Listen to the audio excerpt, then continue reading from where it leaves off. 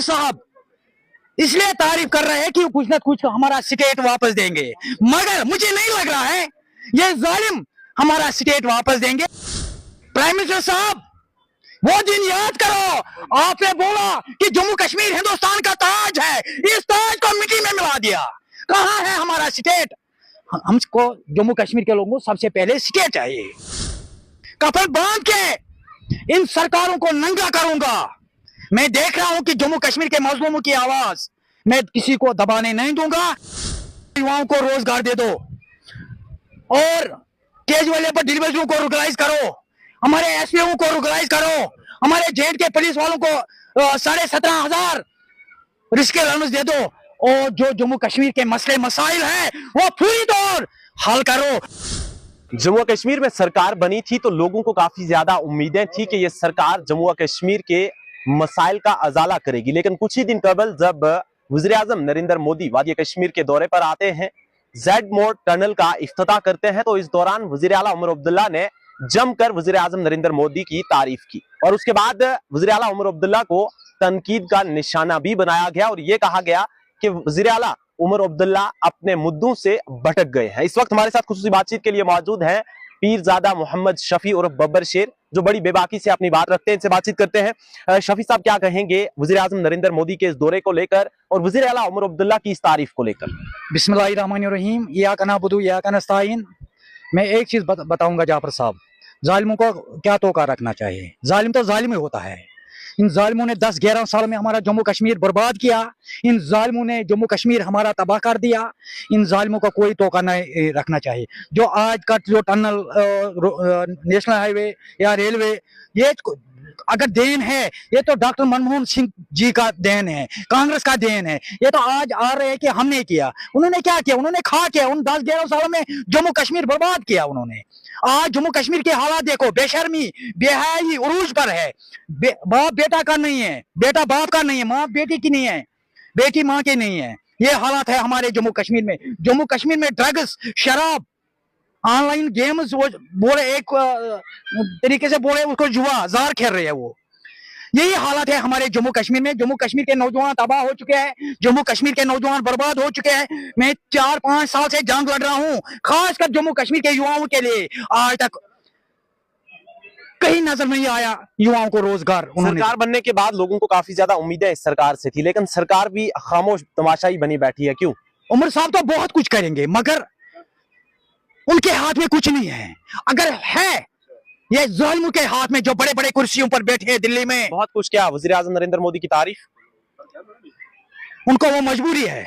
मुझे लग रहा है क्या मजबूरी? ये मजबूरी है तारीफ करने में, मगर वो जालिम अगर बहुत कुछ तारीफ करेंगे उमर साहब उन जालिमों का, मगर वो जालिम तो जालिम है, वो कुछ नहीं करेंगे जम्मू कश्मीर में। ये याद रखना बब्बर शेर की बात, जम्मू कश्मीर में वो कुछ नहीं करेंगे जब तक ये जालिम कुर्सी से उतरेंगे। इलेक्शन सब मुल्क में भी खुशहाली आएंगे और खास साथ साथ जम्मू कश्मीर में भी खुशहाली आएंगे। जालिम तो जालिम में होता है। इलेक्शन से पहले उमर अब्दुल्ला साहब भाजपा की मुखालफत करते थे, लेकिन जब इलेक्शन हुए, जब इक्तदार में आए, तो अब भाजपा की तारीफ क्यों? मुझे लग रहा है कि मेरा सोच ये है कि उमर साहब इसलिए तारीफ कर रहे हैं कि कुछ ना कुछ हमारा स्टेट वापस देंगे, मगर मुझे नहीं लग रहा है ये जालिम हमारा स्टेट वापस देंगे। वो स्टेट वापस देंगे जब ये जालिम कुर्सी से उतरेंगे, नया सरकार बन जाएंगे दिल्ली में, तो हमको उम्मीद है कि कुछ न कुछ। नई सरकार तो अब 2029 में जाकर बनेगी। खुदा के घर में देर है, अंधेर नहीं है। किसी न किसी दिन जम्मू कश्मीर की मजलूमों की आवाज जरूर अल्लाह ताला जरूर सुनेगा। जो 10-11 सालों में जम्मू कश्मीर के लोगों ने बर्बादी के सिवा कुछ नहीं देखा। अगर एनसी को पता थी कि यहाँ पर यूटी है, यहाँ पर हम काम नहीं कर पाएंगे, तो लोगों के साथ वादे क्यों किए? ये तो सवाल उमर साहब को करना चाहिए। नहीं, कांग्रेस भी उनके साथ अलायंस में, सपोर्ट कांग्रेस ने भी की। ये तो उन्हीं को, बड़े लीडरों को करना चाहिए। मैं देख रहा हूँ एक महीने तक क्या करेंगे जो लोगों के साथ वादे किए हैं। मैं देख रहा हूँ, मेरे ख्याल से 2-3 महीने हो गए अभी। मैं 1 महीने तक इंतजार कर रहा हूँ कि उमर साहब क्या करेंगे, एनसी और कांग्रेस क्या करेंगे, जो लोगों को वादे दिए हैं वो क्या पूरा करेंगे या नहीं करेंगे। इंशाल्लाह बब्बर शेर का मिशन ये है, तब तक बब्बर शेर पीछे नहीं हटेंगे। जब तक मैं जम्मू कश्मीर के लोगों को इंसाफ दिलाने की कोशिश करूंगा। इंशाल्लाह इंशाल्लाह। एक महीने बाद आप क्या करेंगे, सड़कों पर उतरेंगे सरकार के खिलाफ? कफन बांध के इन सरकारों को नंगा करूंगा। मैं देख रहा हूं कि जम्मू कश्मीर के मजलूमों की आवाज मैं किसी को दबाने नहीं दूंगा। जम्मू कश्मीर के मजलूमों को आवाज उभारने की कोशिश करूंगा। आपको लगता है ये सरकार वो तमाम तर काम कर पाएगी जो इसने इलेक्शन से पहले लोगों के साथ वादे किए थे? मुझे नहीं लग रहा है कुछ करेंगे। जब तक ये जालिम कुर्सी पर बैठे हैं दिल्ली में, जब तक ये जालिम कुर्सी से नहीं उतरेंगे, तब तक जम्मू कश्मीर के लोगों को बहुत ही मुसीबत देखना पड़ेगा। प्राइम मिनिस्टर साहब, वो दिन याद करो, आपने बोला कि जम्मू कश्मीर हिंदुस्तान का ताज है, इस ताज को मिट्टी में मिला दिया। कहां है हमारा स्टेट?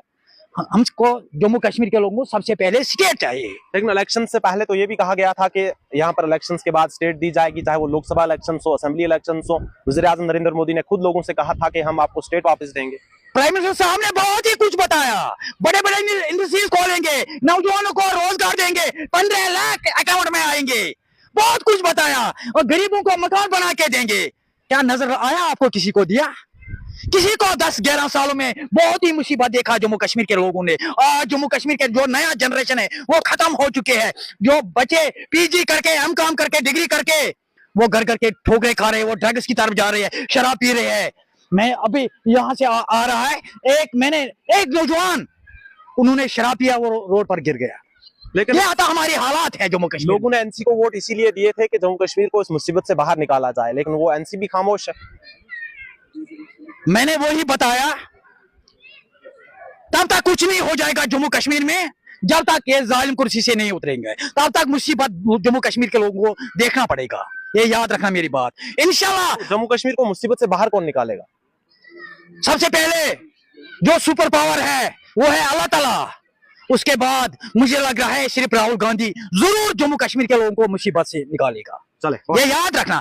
मैं एक चीज बताऊंगा, मैं फिर एक बार मैसेज देना चाहता हूं प्राइम मिनिस्टर साहब से और गृह मंत्री साहब से, जम्मू कश्मीर के युवाओं को रोजगार दे दो, और केजरीवाल पर डिलीवरी को रेगुलाइज करो, हमारे एसपीओ को रेगुलाइज करो, हमारे जेड के पुलिस वालों को 17,500 रिस्क अलाउंस दे दो, और जो जम्मू कश्मीर के मसले मसाइल हैं वो पूरी तौर हल करो। अगर नहीं हुआ, ये याद रखना, मैं कुछ नहीं कर सकता हूं। मैं सिर्फ अल्लाह ताला का दामन पकड़ता हूं, उसी को फरियाद करता हूं। इंशाल्लाह आप जालिमों को नेस्त नाबूद हो जाएंगे। बहुत बहुत शुक्रिया। शुक्रिया। मोहम्मद शफी साहब थे हमारे साथ, जिन्होंने जम्मू कश्मीर के मुख्तलिफ मसाइल को लेकर हमारे साथ बातचीत की, और इनका साफ तौर पर कहना है कि नेशनल कॉन्फ्रेंस के पास इस वक्त कुछ भी नहीं है, उनके पास कोई भी ताकत नहीं, कोई भी पावर नहीं कि वो लोगों के काम कर पाएं, और जब तक रियासत का दर्जा बहाल नहीं होता तब तक जम्मू कश्मीर के लोग इसी तरह से मुसीबत में रहेंगे। बहरहाल आप लोगों की क्या कुछ राय है, आप लोग अपनी राय कमेंट सेक्शन में जरूर दीजिएगा।